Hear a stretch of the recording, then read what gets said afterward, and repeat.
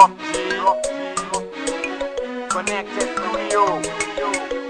Every day me get up in the morning with something in my mind. That is to marry the one girl I love. You and I know, say, we were meant for each other. This is DVD, Hilgan and Madfisher.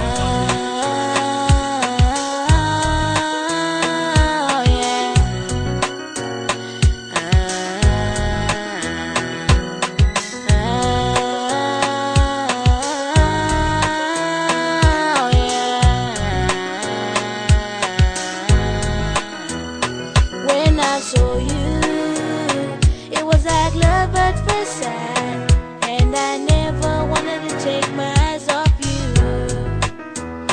I cannot sleep, I cannot eat, I cannot think about anything else except you. Yeah. I think about you.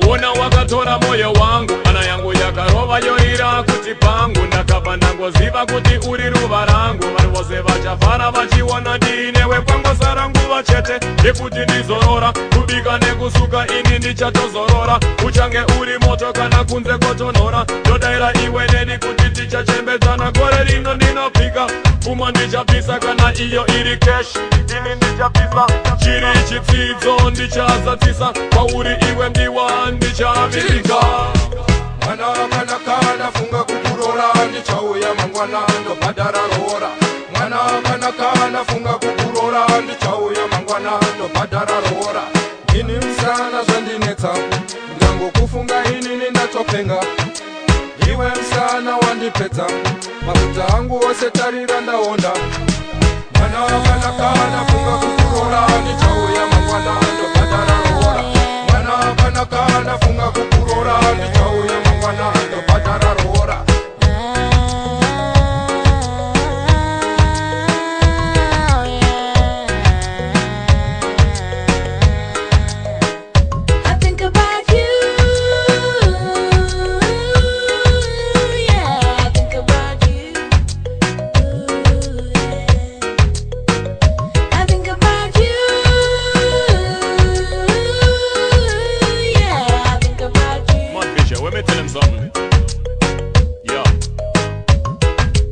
Romeo and Juliet are getting in our house, living all together like the kitchen and the mouse. For shizzy, girl you are the best. Everybody knows that you are hotter than the rest. Girl in my life, are you a blessing from above? I've never seen a girl with such a pretty face. Believe you me, girl, you are number one girl, and the good looking just them.